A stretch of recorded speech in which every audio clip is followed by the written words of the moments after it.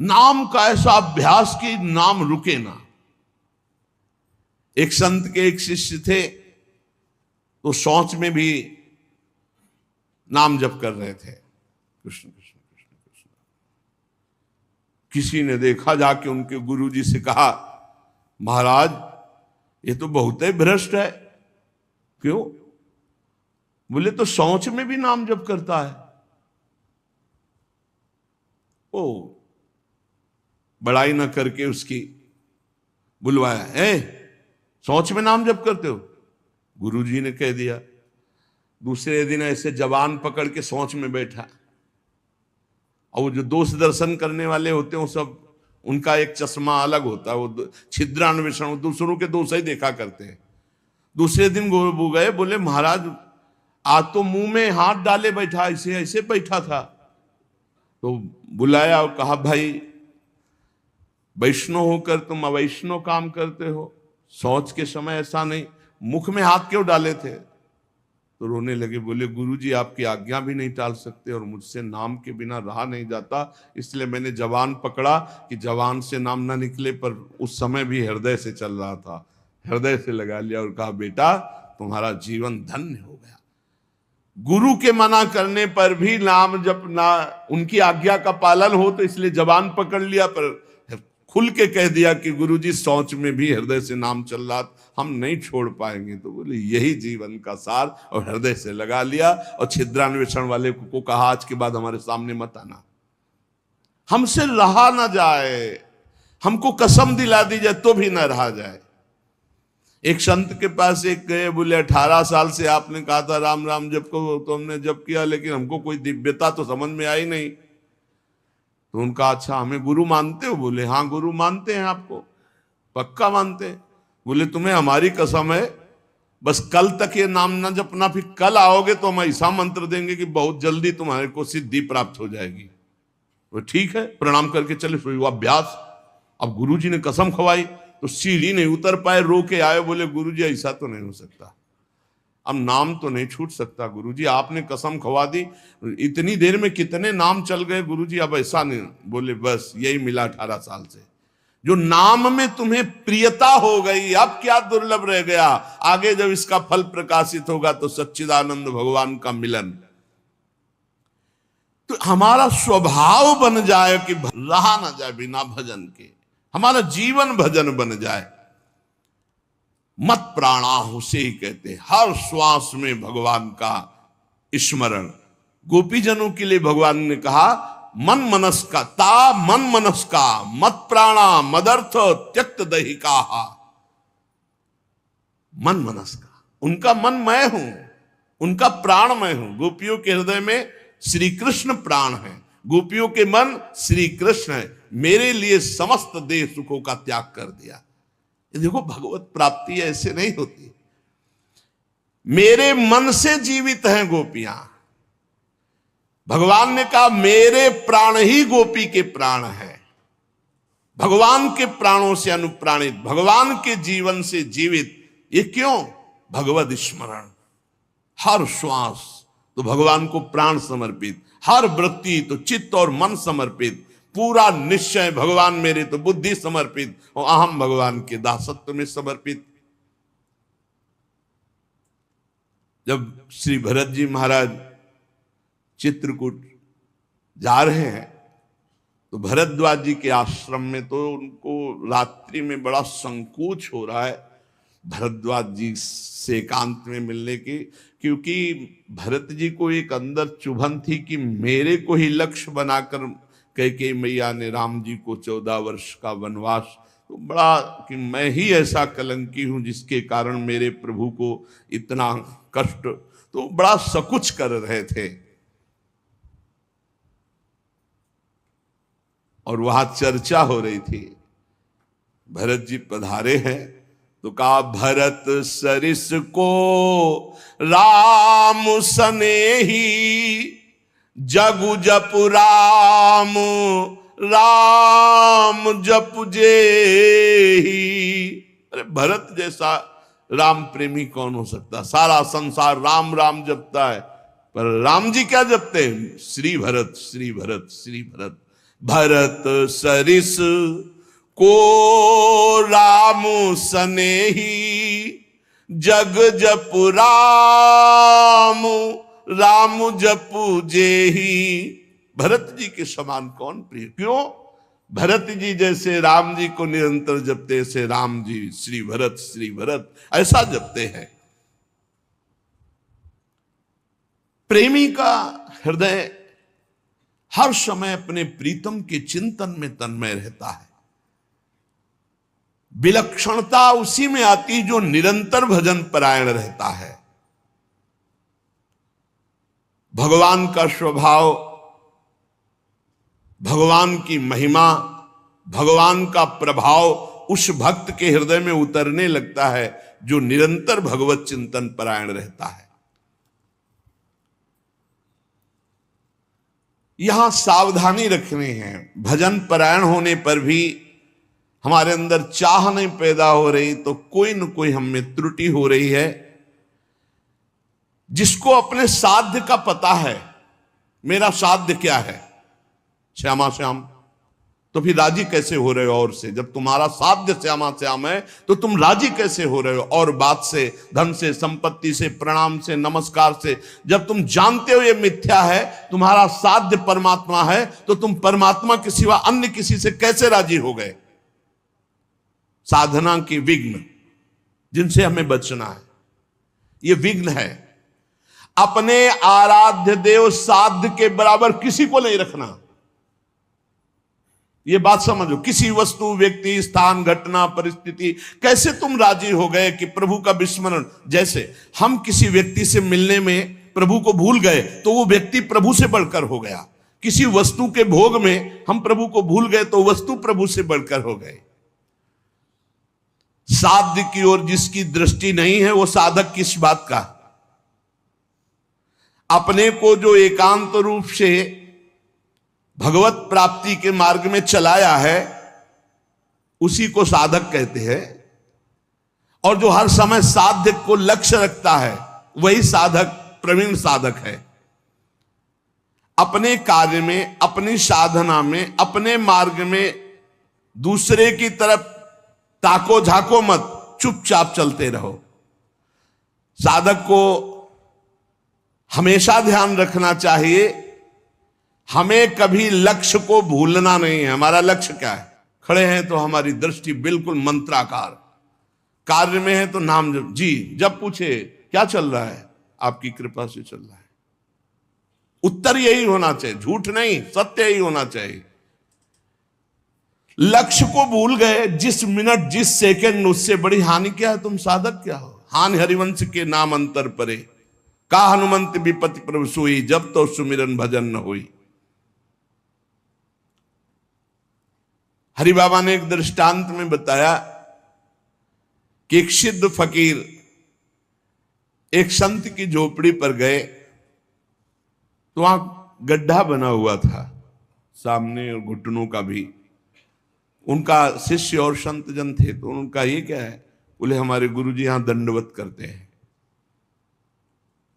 कहा ऐसे चिकने चट्टान में भी गड्ढा बन गया, इतनी दंडवतें करते हैं? बहुत गदगद कंठ हुए और कहा बहुत दिव्य संत हैं जो इतनी दंडवतें रोज प्रभु को करते हैं। तो आकाशवाणी हुई कि इनकी दंडवतों से मैं खुशी नहीं हूं। तो सिद्ध फकीर जो थे, संत, वो रोने लगे। इतने में वो महात्मा आ गए। अरे देखा कि संत तो प्रणाम किया, उनका दंडवती करना स्वभाव था, प्रणाम किया। वो रो रहे थे, उनकी तरफ बड़ी दुखद दृष्टि से देख रहे थे। तो उनका प्रभु आप रो क्यों रहे हैं? तो उनका तुम्हारे लिए रो रहा हूं। हमारे लिए क्या परेशानी है? हमको क्या परेशानी? बोले आप इतनी मेहनत करते हैं, इतनी दंडवत करते हैं और आकाशवाणी हुई है कि प्रभु आपकी दंडवतों से, नमन से खुश नहीं है। वो नाच पड़े। बोले सच्ची? बोले हाँ। बोले प्रभु ये तो बड़ी खुशी की बात है कि मैं दंडवती करता हूं, प्रभु को ही पता है, प्रभु देख रहे हैं कि मैं उनको दंडवती करता, इसमें रोने की क्या बात है? ये तो बहुत खुशी की बात है। वो खुश है कि नहीं खुश, इसका परिणाम मिलेगा कि नहीं। सबसे खास बात है कि हर दंडवत वो हमारी देख रहे हैं, हर दंडवत बड़ा आनंद से प्रफुल्लित होकर अब वो रोने लगे, आनंद अश्रु इस बात से कि प्रभु मेरी हर दंडवत को देख रहे हैं, स्वीकार करें ना करें लेकिन मेरी दंडवत को देख रहे हैं, मेरी साधना को देख रहे हैं। थोड़ी देर में यह आकाशवाणी फिर हुई, ऐ संत मैं तुम पर बहुत प्रसन्न हुआ, तुम जो चाहो मांग सकते हो। तो जो सिद्ध महापुरुष आए हुए थे उन्होंने कहा अभी तो आपने आकाशवाणी की थी कि इनकी बंदगी, इनकी दंडवत से आप प्रसन्न नहीं, अभी आप कहते हैं मैं बहुत प्रसन्न हूं, तो इतनी देर में कौन सी साधना हो गई?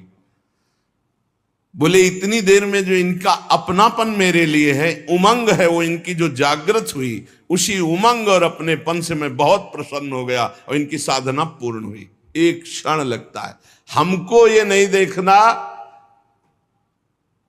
कि इसका परिणाम क्या होगा, हमको अपनी दिनचर्या अपनी नियमावली करना, इसी से भगवान भी कह दे मैं प्रसन्न नहीं, तो ये बात तो है कि आप देख रहे हो ना, बस इतनी बात बहुत है, आप देख रहे हो बस। शनै शनै रूपरमेद बुद्ध्या धृति गृहीतया आत्मसंस्थम मनः कृत्वा न किंचित चिंतयेत।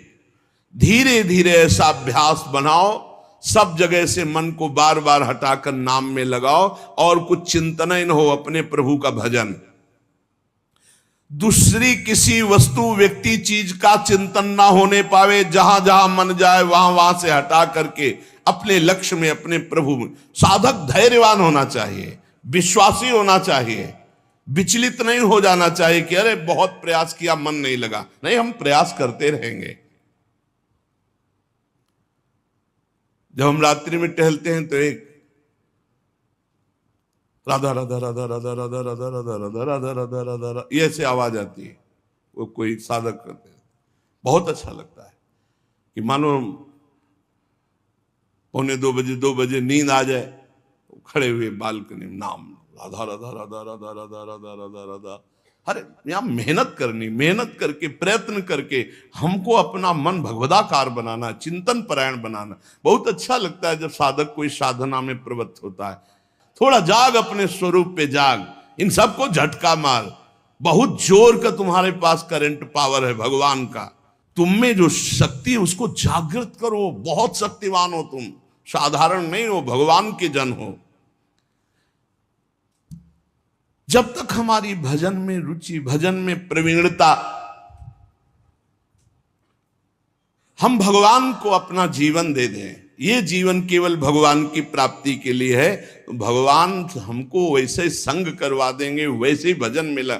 एक चीज तो समझ लो, साधक वही जो जिद्दी स्वभाव का, ये बात समझ लो, साधक वही जो जिद्दी, भजन में जिद करके लगना पड़ता है।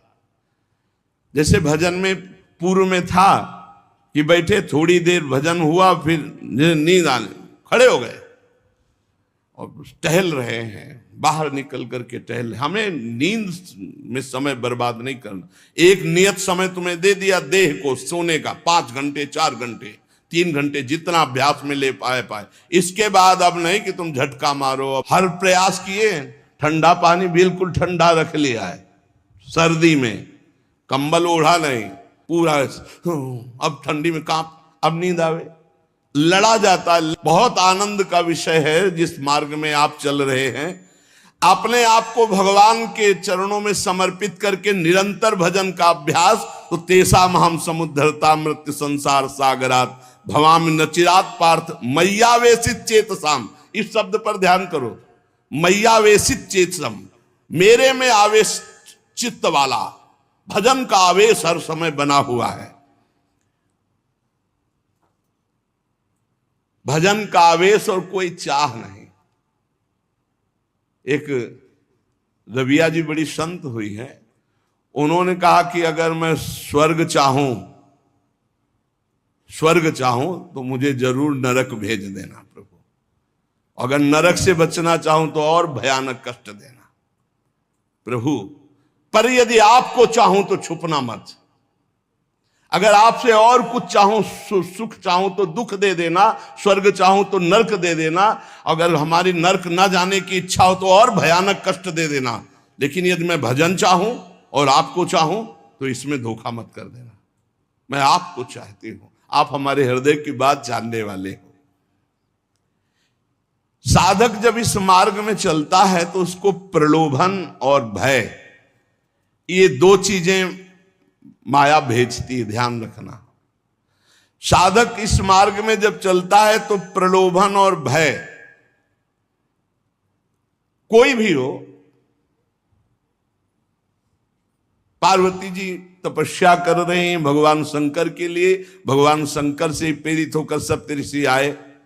अब महादेवी ध्यानस्थ थी, जब ध्यान खुला तब प्रणाम किया और कहा, देवी आप तपस्या में संलग्न है, बहुत कठोर तप कर रहे, बहुत कठोर तप, सूखे पत्ता एक ऐसे बिल्व पत्र पा लिया, बस अपर्णा नाम पड़ा माता जी का, बहुत कठोर तप, किसके लिए कर रहे हैं?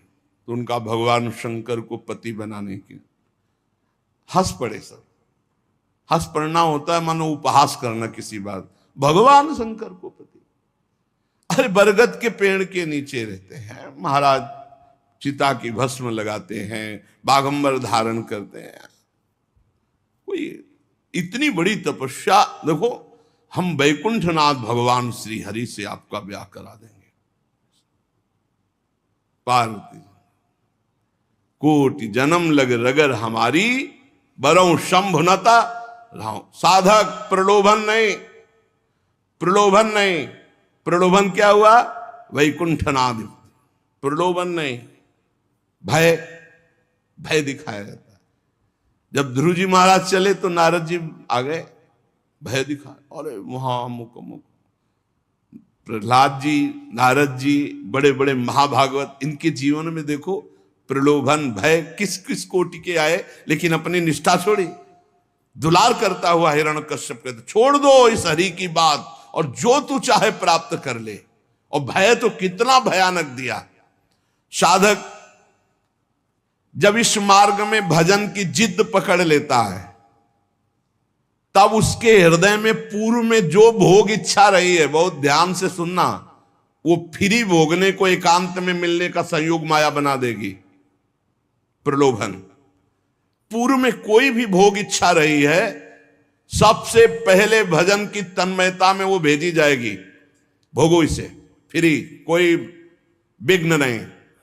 आपको लगा हाँ हाँ ये तो मैं चाह ही रहा था, मारे जाओगे।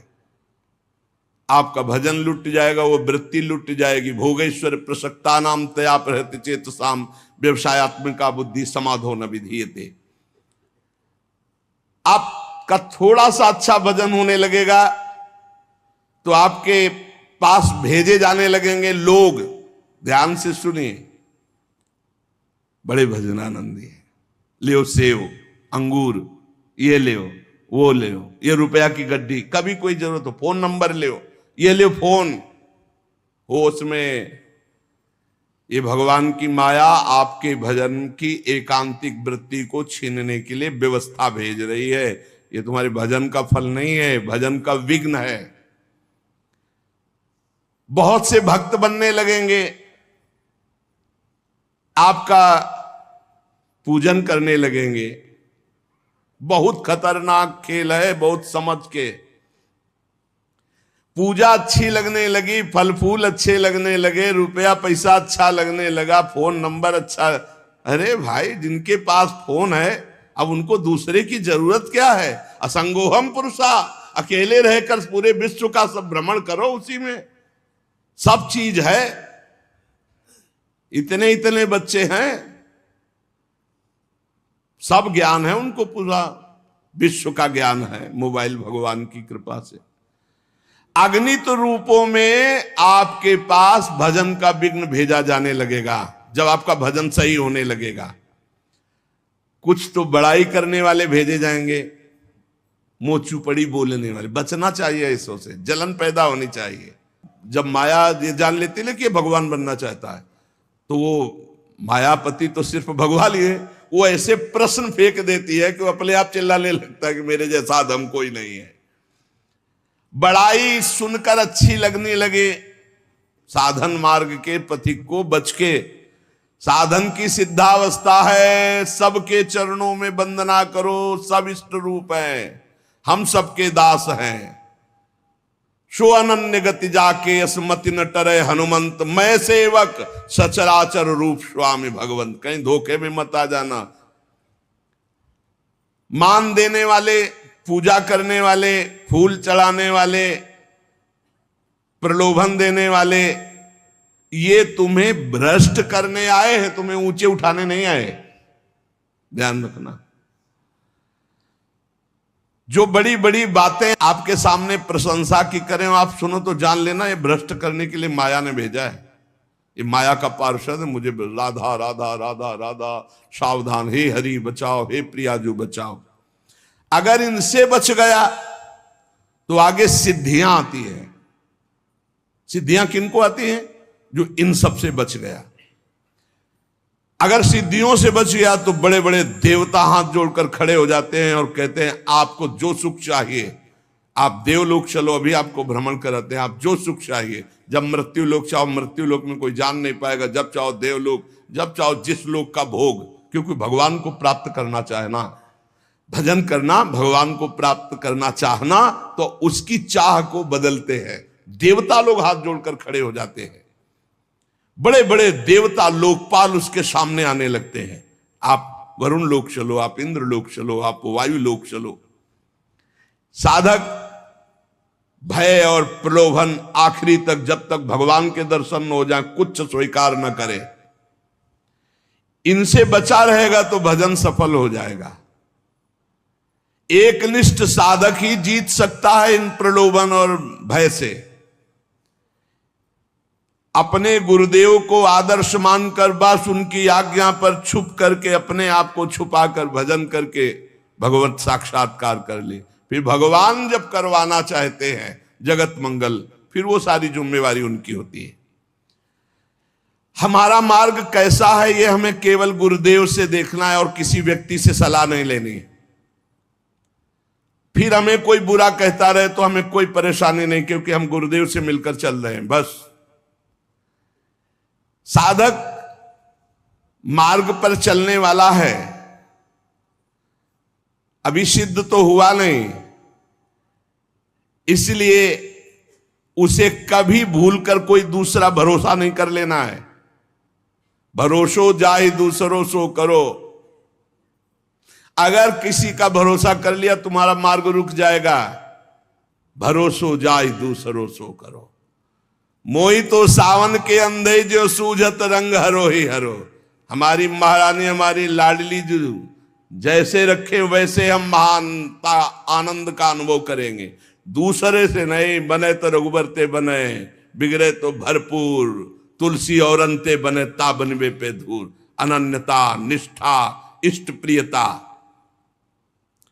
जिसने संसार में किसी और का भरोसा कर लिया, बस बहुत बहुत बदल जाता है। हाँ, बहुत बदल जाता है। साधन को बदलते देर नहीं लगती। जहां साधक चूक कर देगा तो साधना बदल जाएगी। साधना होने लगेगी मान की, प्रतिष्ठा की, भोगों की। आप सच्चे गुरु, सच्चे आचार्य के बन करके चलो तो आगे ही आगे मार्ग आपको प्रकाशित करते चले जाएंगे। गुरुदेव पूछने की जरूरत नहीं, आगे का मार्ग खुद दिखाई देने लगता है। सच्चे साधक को मार्ग पूछना नहीं पड़ता। ये अध्यात्म है, अपने आप आगे प्रकाशित होने लगता है। सफलता आपके चरण चूमेगी यदि सावधान रहे तो। और अगर इन विषयी पुरुषों के फंसाव में आकर फंस गए, भटक गए, तो फिर बदल जाएगी, साधना बदल जाएगी। परमार्थ में बहुत सावधान। एक भी जीवन भर कोई अपना नहीं होना चाहिए, पूरे विश्व में कोई पराया नहीं होना चाहिए। ये चतुरता उपासक की। एक भी पूरे जीवन में अपना नहीं होना चाहिए, पूरे जीवन में, और पूरे विश्व में कोई पराया नहीं होना चाहिए। समझ लो, जो सबसे परे सबसे भरे उसका सेवक कितना प्रवीण होता है। साधक साधना में सावधान, उसके बीच में प्रलोभन आएंगे, भगवत प्राप्ति के बीच में। चाहे वो सिद्धियों का चाहे देवताओं का हो, लोक की तो बात ही क्या, केवल अपने इष्ट के लिए जो धुआंधार भजन में लगा हुआ है, कहीं विश्राम नहीं, कहीं कोई चाह नहीं, वो निकल जाता है। सालोक के सारिष्ट सामीप्य सारूप्य एकत्व मप्युत दीयमानम न ग्रहणंति बिना मत सेवनम जना। भगवान का भक्त इन मोक्ष सुखों को स्वीकार नहीं करता, सिद्धियां और देवता या अन्य सुखों की तो बात जाने दो। ध्यान रखने की बात है कि अनन्य प्रेमी अनन्य भजनानंदी ही भगवत साक्षात्कार करता है।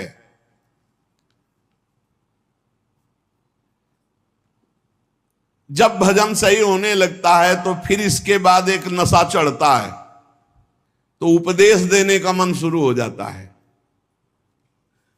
बहुत उत्तम महापुरुष है भाई जी महाराज, साधक को बचाने के लिए एक छोटी छोटी सी बात को उपदेश लोगों को दे करके अपने को श्रेष्ठ समझ करके वो भजन से उतरने लगता है। जीवन आपको याद होगा पीछे सुमति जब नरकों के चरित्र का जो उसमें सुमति जी का इसी में परमार्थ बिगड़ गया था। थोड़ी भी बात अभी जीवन में अध्यात्म की आई नहीं, उपदेश शुरू कर दिया तो भ्रष्ट हो जाओगे, नष्ट हो जाओगे। एक संत गए थे श्री सीताराम ओंकार नाथ जी महाराज जी के पास, तो देखा और कहा कि क्या करते हो? तो उन्होंने कहा कि उपदेश कर प्रवचन। तो उन्होंने कहा था वैसे है मंगलमय कार्य, लेकिन भ्रष्ट होने में देर नहीं लगेगी। ये सिद्ध पुरुषों का जो भगवत प्राप्त महापुरुष है, उनको अन्य साधक इस चक्कर में न फंसे। भगवान अगर इतनी सामर्थ्य दिए तो बात अलग। भगवान की चर्चा करना बहुत अच्छा है, भाई जी महाराज कह रहे सुनना अच्छा है,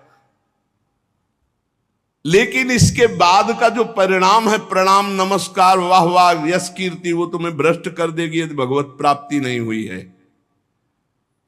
बहुत बुराइयों को अवकाश मिल जाता है प्रवचन करने वाले पर आक्रमण करने का।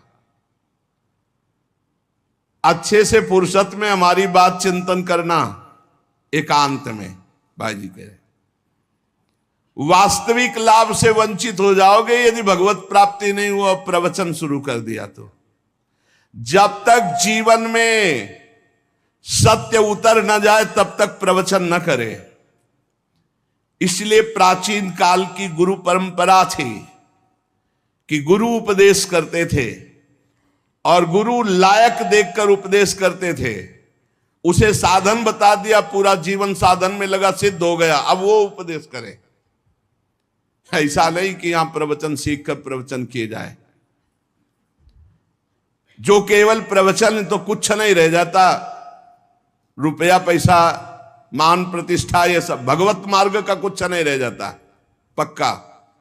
गुरु कृपा पात्र जो केवल कथयंति च माम नित्यम तुष्यंति च रमंति च, ये अलग मार्ग है। पहले भरपेट खूब खा ले, अर्थात भगवदानंद की अनुभूति कर ले, तब प्रवचन करे, नहीं कोई सफलता हाथ नहीं लगेगी। साधक को इस प्रवचन रूपी व्यापार से बचना चाहिए। हम पहले खूब अच्छे से काम क्रोध लोभ मोह मद पर विजय प्राप्त करके भगवदानंद में डूब जाएं, वो आगे की बात भगवान क्या करवाएंगे। पहले हम में आचरण उतार ले। एक बार द्रोणाचार्य जी ने सब से कहा कि एक बात सीख लो, कोई मारे भी तो गुस्सा नहीं करना है। ये बात सीख लो, यदि तुम्हें उत्तम मार्ग का अनुसरण करना है, महापुरुषों के मार्ग में चलना है, तो तुम्हें मारे भी तो गुस्सा नहीं करना है। सीख लिया? सबसे पूछा जी क्या सीखा? हमें कोई मारे भी तो गुस्सा नहीं करना है। युधिष्ठिर जी से खड़े हो, क्या सीखा? बोले नहीं सीख पाया। सबने एक स्वर में सुना दिया, तुम क्यों नहीं सुना दिए? बोले नहीं सीख पाया गुरुदेव। दूसरे दिन खड़े हो, सीखा? क्या हम बोले थे? बोले नहीं सीख पाया गुरुदेव। 7 दिन तक पूछा, बोले डंडा लाओ, और 5-7 बेत मारे। बोले सीखा? बोले हाँ गुरुदेव सीख गया। क्या? कि कोई मारे भी तो गुस्सा नहीं करना चाहिए। बोले क्यों? आप क्यों? बोले आपने मारा ना और मुझे गुस्सा नहीं आया ना, तो अब सीख गया। हम केवल वाणी से थोड़ी बोलते कि मारे कोई गुस्सा, आपने मारा ना, अभी तक मारन लगी नहीं थी, आपने मारा और मुझे गुस्सा नहीं आया, अब मैं सीख गया कि कोई मारे भी तो गुस्सा नहीं हो। अर्थात जो उपदेश है वो पहले आचरण में आना चाहिए, वो हमारी परिपक्वता होनी चाहिए। धर्मराज युधिष्ठिर कभी मिथ्या नहीं बोलते। आपने सिखाया कोई मारे गुस्सा नहीं आना, तो अब पहले हमारे मार लगे हो, मुझे गुस्सा ना आवे तब मैं बोलूंगा। कोई मारे फिर भी गुस्सा नहीं आना चाहिए। तो हर रोज हम बड़ी महिमा की बात कह रहे हैं, वही सत्संग सुनाते हैं घुमा के, चाहे शब्दों का अंतर हो, सत्संग वही होता है। क्योंकि नई बात आएगी कहां से? शास्त्रों में जो है वही तो सुनाएंगे। परमार्थ की बातें घुमा फिरा कर हजार हजार बार वही हम कहते हैं। कहने का तरीका भले अलग हो, लेकिन हजार हजार बार वही बात हम कहते हैं। आपने स्वीकार किया जगत मिथ्या है, भगवान सत्य है? स्वीकार किया आज तक? नहीं। स्वीकार किया सब में भगवान ही भगवान है? नहीं। स्वीकार किया कि एक मिनट भी भजन से बिलग नहीं होना? नहीं। और यही बातें तो घुमा घुमा के कही जाती है। तो क्या केवल सुन रहे हो, उसे गुण नहीं रहे, उसे जीवन में उतार नहीं रहे? राधे राधे। यदि महाराज जी की यह अमूल्य वाणी आपको अच्छी लगी हो तो कृपया कमेंट में राधे राधे अवश्य लिखें। आपका एक एक कमेंट भगवान के नाम के प्रचार में सहयोग करता है। ठाकुर जी की और राधा रानी की कृपा आप और आपके परिवार पर बनी रहे। जय श्री राधे।